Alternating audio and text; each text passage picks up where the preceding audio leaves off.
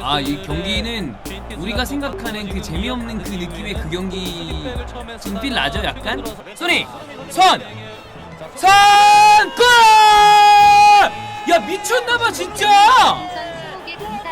와! 야, 이거 각도가 여기 와! 돌았다 진짜. 이거는 존나 잘 찬 거예요. 대단하다 진짜. 선생님 존나 대단하다. 골대각타. 형 사랑해 할까. 꺼져. 자, 전반전 스코어 1대0 세인트 제임스 파크에서 원정, 어려운 원정이죠.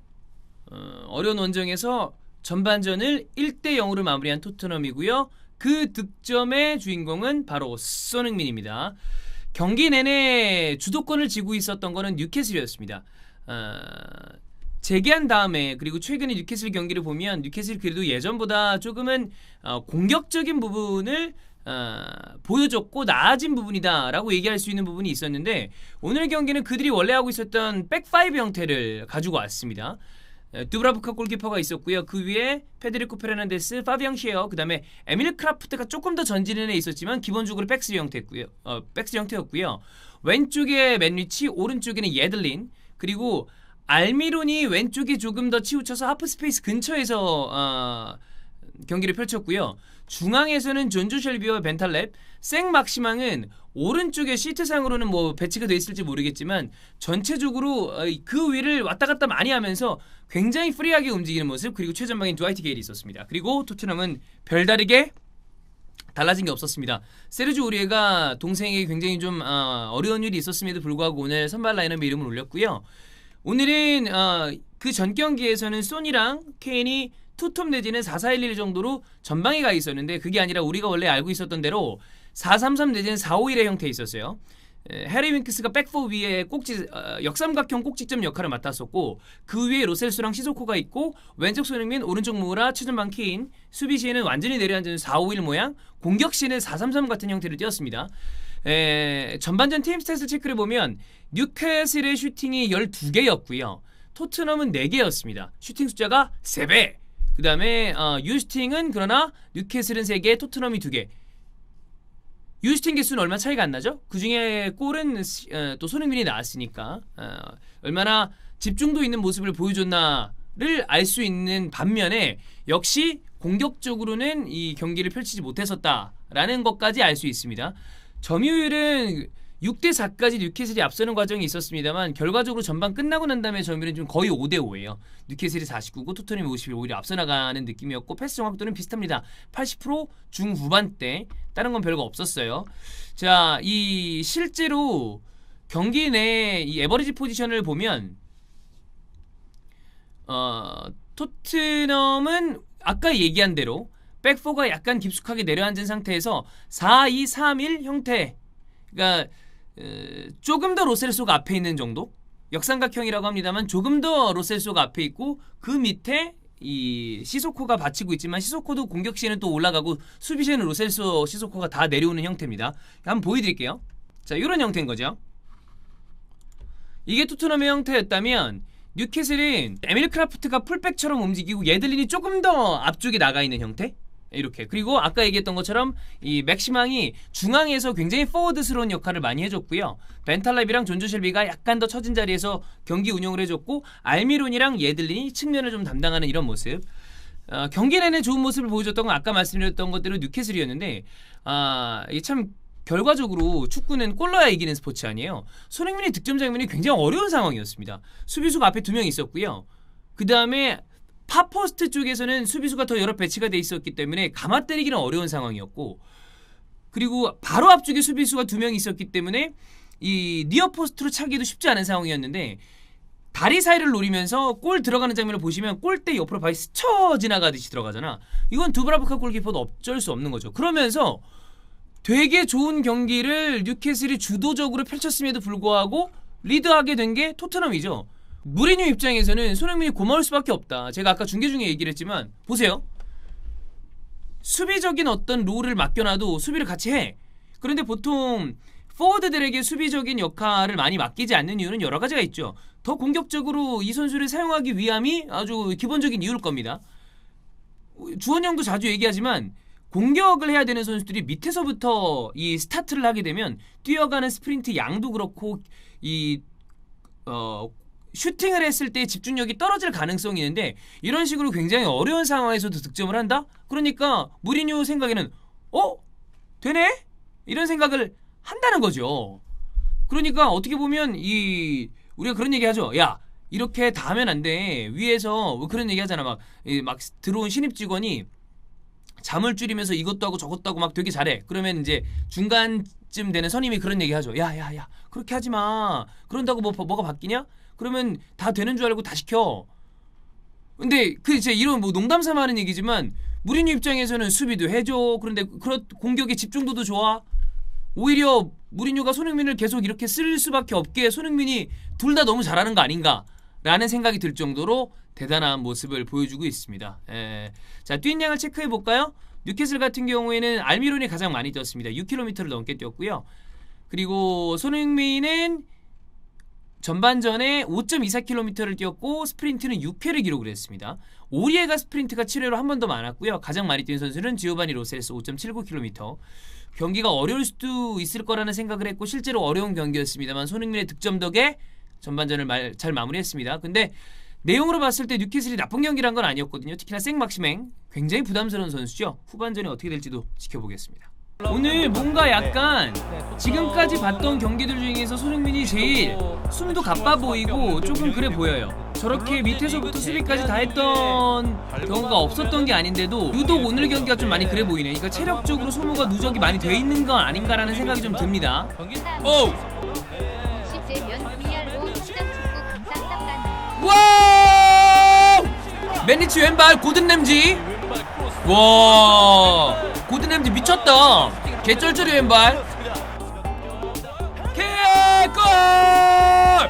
와우! 크로스도 좋았고요. 그다음에 케인 헤더도 좋았고 방향도 이것도 들어갔다. 근데 아파요. 옆구리. 넣었는데 옆구리. 너무 아프고.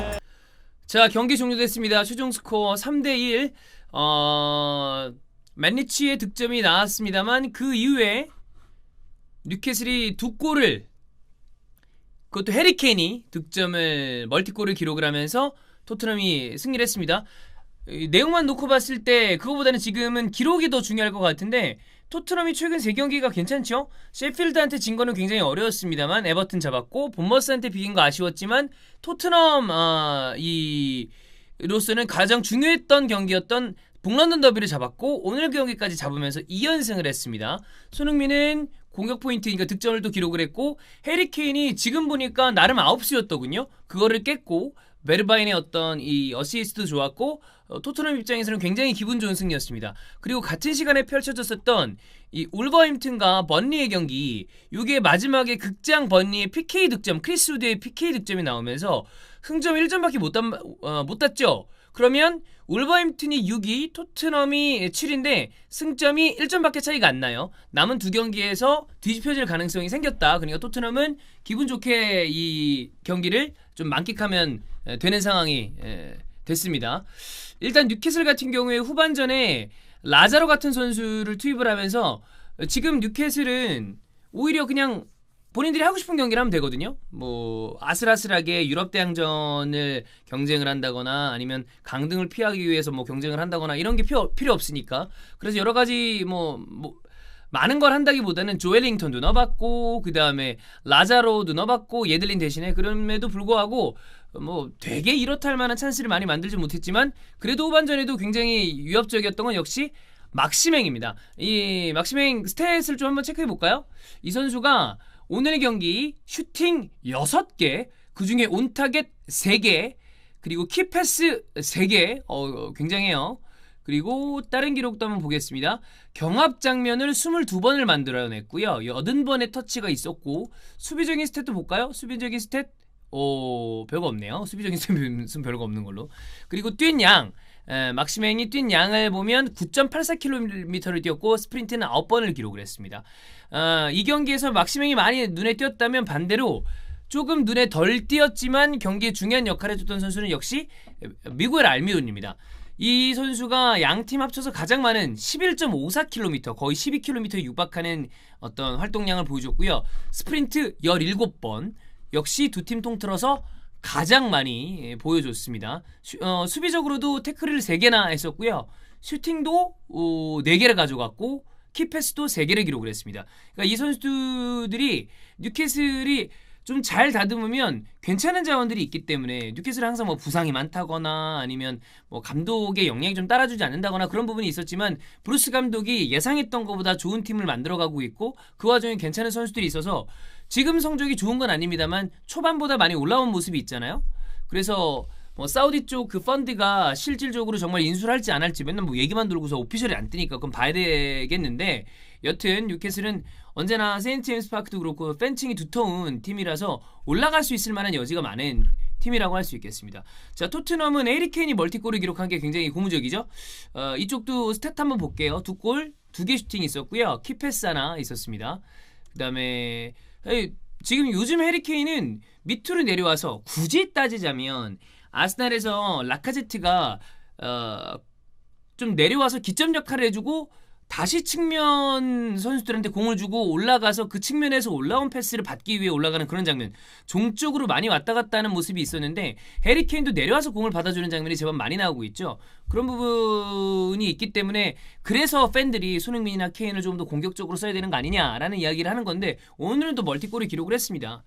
첫 번째 득점 장면에서는 베르바인의 어시스트가 굉장히 좋았고 그거를 방향 잘 잡아서 헤더해 나갔고요. 두 번째 거는 라메나 잘한 거예요. 저는 잘했다고 봅니다. 그 정도면 공 몰고 올라가서 뭐 여차저차하다가 해리케인이 마지막에 득점까지 만들어냈으니까 그 부분도 좋았다고 할 수 있겠고 손흥민 같은 경우에 오늘 기록을 득점을 기록하면서 11골 10개 도움 PL에 진출한 다음에 가장 많은 공격 포인트를 만들어냈습니다.